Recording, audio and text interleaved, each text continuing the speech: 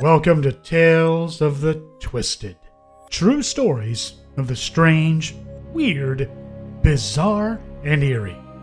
You know, some monsters hide behind masks. Others hide behind a smile. And in 1970s Houston, one man's smile lured dozens of boys to their deaths.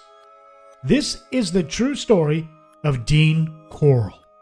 And let me just say right now, every time I try to say the name Corll, it comes out like Corll, and I sound like I'm, what's his name from The Walking Dead? Corll, come here!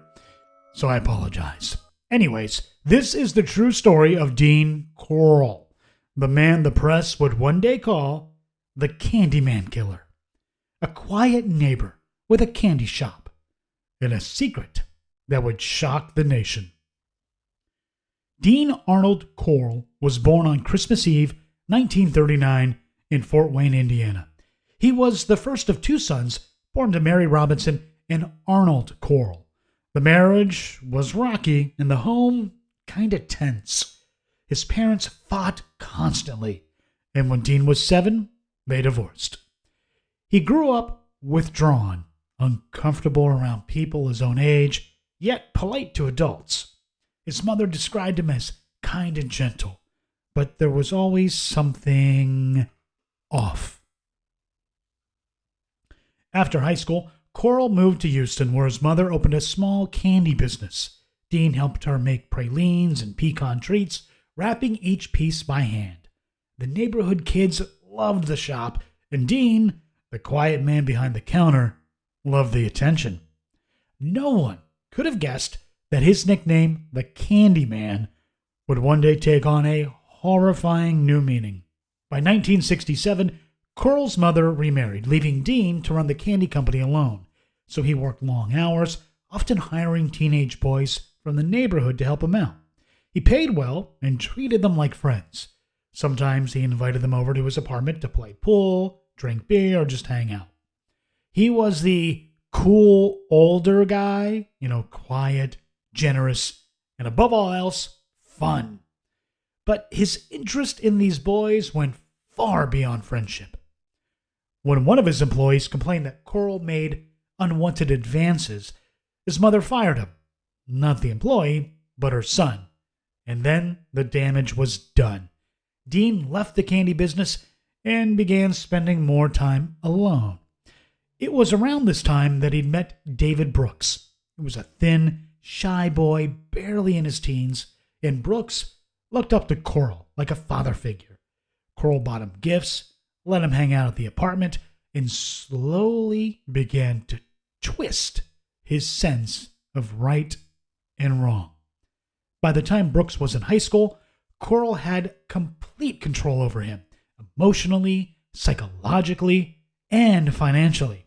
He gave Brooks money, clothes, even a car, and then he began to involve him in darker things.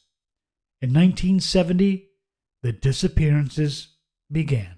15-year-old Jeffrey Conan was last seen hitchhiking in Houston Heights, never to be seen again. He was Dean Corll's first known victim. From that point forward, Corll seemed consumed by his fantasies. He moved from apartment to apartment, always within just a few miles of the candy factory, setting up rooms designed for isolation and torture. He soundproofed the walls. He even built a long plywood torture board drilled with holes for ropes and shackles. This board would later become one of the most horrifying pieces of evidence in American crime history. When Corll met Elmer Wayne Henley, another troubled Houston teen, he found someone even easier to manipulate.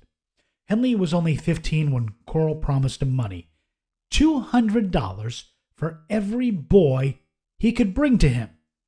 Henley thought he was helping Corll recruit runaways for a supposed human trafficking ring. He believed the boys were being sent to a secret organization that sold them overseas, but none of them ever left Corll's home alive. At first, both Henley and Brooks believed Corll's lies. Then they saw the truth. And rather than run, they stayed. They were trapped by guilt, fear, and greed. For 3 years, from 1970 to 1973, boys began disappearing from the same neighborhoods: Montrose, the Heights, Pasadena. They were classmates, friends, neighbors. Some vanished in pairs, others alone. A few were last seen getting into Corll's van. The police didn't even connect the cases. Houston at that time was experiencing a surge in runaway teens, and law enforcement wrote off most of the disappearances as boys leaving home. But the truth was that they were being lured, one by one, into Corll's home, never to return. The crimes followed a terrifying pattern. Corll would offer rides, drugs, or money. Once inside, the boys were handcuffed to the torture board. He gagged them, bound them, and over hours, sometimes even days, tortured them before finally killing them, usually by strangulation. Afterward, Brooks and Henley helped bury the bodies in remote locations: a rented boat shed, beaches near Galveston, and some wooden fields. Corll was meticulous. He kept souvenirs such as keys, shoes, or small personal items. He even took photos of his victims bound to the torture board, trophies of his cruelty. By the summer of 1973, Henley had grown restless. He was no longer afraid of Corll, and actually he was disgusted by him. He claimed he was planning to escape Houston entirely. But on August 8th, 1973, everything came to a head. Henley invited two friends, 19-year-old Tim Curley and 15-year-old Rhonda Williams, to Corll's home, not realizing that bringing a girl would enrage Corll. When they arrived, Corll flew into a rage, accusing Henley of betraying him. He then tied up all three at gunpoint and threatened to kill them. Henley, panicking, pleaded with Corll to let him go. He said he would help kill the other ones for him. Corll then untied him, but as soon as Corll turned his back, Henley grabbed a pistol, shot him 6 times, killing him instantly. The nightmare was finally over. Or was it? When police arrived, Henley immediately confessed. He led them to the rented boat shed south of Houston, where they found the first body, then another, and another, and another. The ground was filled with shallow graves, each one containing the remains of a young boy. Many of them still had their hands bound with nylon rope. Over the following weeks, more graves were discovered in Galveston and nearby woods, even along a lake. By the end of the investigation, 27 victims had been confirmed. Detectives believed there could be more. Some families never found their sons. The story horrified the nation. Houston, once known as a growing modern city, became synonymous with horror. Reporters called it the Houston Mass Murders. It was, at the time, the largest serial murder case in American history. Parents began chaining doors, keeping children indoors after dark. Newspapers published front-page photos of the smiling victims, boys who looked so ordinary, so alive. The idea that a nice man who handed out candy could commit such atrocities broke the city's sense of safety forever. Kind of sounds sort of silly now, doesn't it? In 1974, both Elmer Wayne Henley and David Brooks stood trial for their roles in the murders. Henley testified in shocking detail, describing how Corll lured, bound, and killed each victim. He claimed he was both a participant and a prisoner, saying, "I didn't want to be there, but I was trapped. I was scared of him. We all were."